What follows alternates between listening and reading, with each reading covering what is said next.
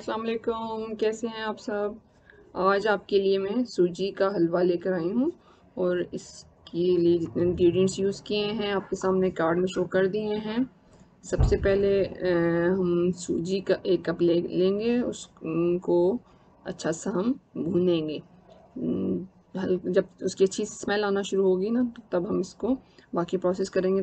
तेज़ आंच पे हम इसको जस्ट पैन में डाल के तो हिलाते रहेंगे ताकि नीचे लगे नहीं। और ये हमने एक दूसरे पैन में 4 टेबलस्पून ऑयल के ले लिए हैं और उसमें मैंने नट्स ऐड कर दिए। नट्स में मैंने आलमंड लिए हैं 2 चम्मच और 2 टेबलस्पून, और पिस्ताचू भी मैंने ले लिए हैं 2 टेबलस्पून। तो इनको हल्की आंच पे मैं फ्राई होने पे छोड़ दिया मैंने, और साथ से हम इसको भूनते रहेंगे सूजी को। तो सूजी के लिए हीट मैंने जो है वो मीडियम फ्लेम रखा हुआ है, और इसको साथ साथ मैं इसको हिला रही हूँ ताकि वो जो है नीचे से लग ना जाए। ये देखें, हमारा जो नट्स हैं वो भी ऑयल में थोड़ा सा पक रहे हैं। बिल्कुल हल्की आंच पे रखे हुए मैंने, बीच में उसको भी साथ से चम्मच वगैरह मार लेंगे कि कहीं से जब वो देख लेंगे ना कि जले नहीं, ताकि तो जस्ट हल्का सा भूनना है उनको भी, ठीक है।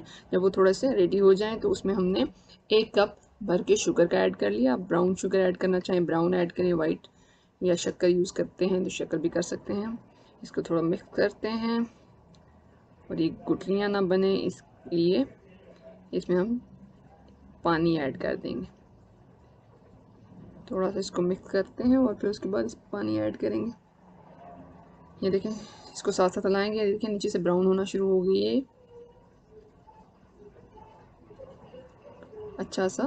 साथ साथ हिलाते रहिएगा, ये ना हो सूजी सारी जल जाए नीचे से, तो फिर उसका कोई टेस्ट नहीं रहेगा। अब स्मेल उसकी अच्छी माशाल्लाह आना शुरू हो गई है। इधर हमने इसमें साथ से नट्स और शुगर का जो हमने मिक्सचर रखा था उसमें हम 2 कप पानी भी ऐड कर देते हैं, उसको अच्छा सा मिक्स कर देते हैं कि हमने थोड़ा सा मैं सूजी की तरफ लग गई तो ये शुगर देखें थोड़ी सी हार्ड हो गई है। कोई नहीं, अभी पानी में थोड़ी देर बॉईल होगी तो वो मिक्स हो जाएगी।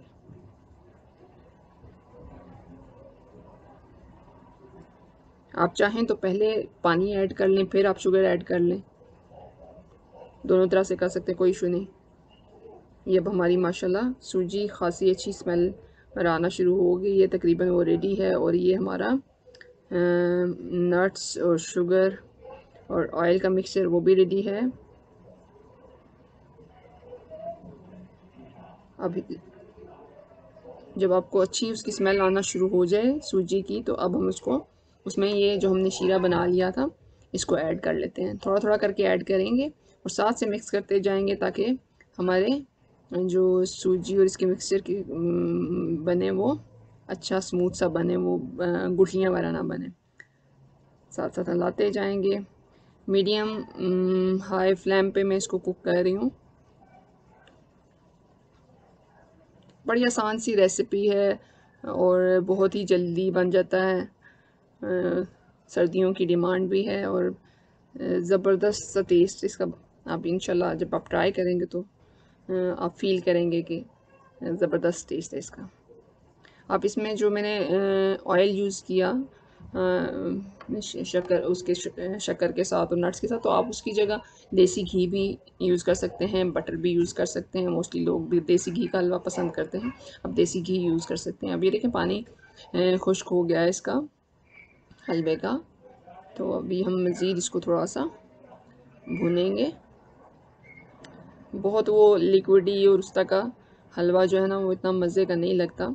तो इसमें अब हम एंड पे तकरीबन जब हमारा पानी मेरा बिल्कुल खुश्क हो जाए, खड़ा खड़ा सा हमारा हलवा होगा, तो उस वक्त हम इसमें 2 से 3 टेबल स्पून मिल्क पाउडर के ऐड कर देंगे। मैं जो है इसमें मैंने यूज़ किया है जो नीडो का यूज़ किया है। आप कोई भी जो आपके पास अवेलेबल हो मिल्क पाउडर यूज़ कर सकते हैं, चाहें तो खोया भी यूज़ कर सकते हैं।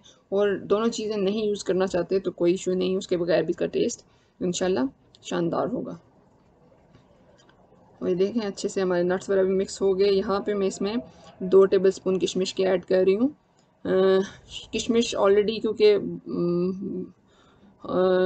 भुजी हुई होती है और बड़ी लाइट सी होती है, उसको मज़ीद अगर भूनते हैं हम ऑयल में तो वो शायद जल ना जाती, तो इसलिए मैंने पहले नहीं ऐड किया था, तो वो मैं एंड पे ऐड कर रही हूँ।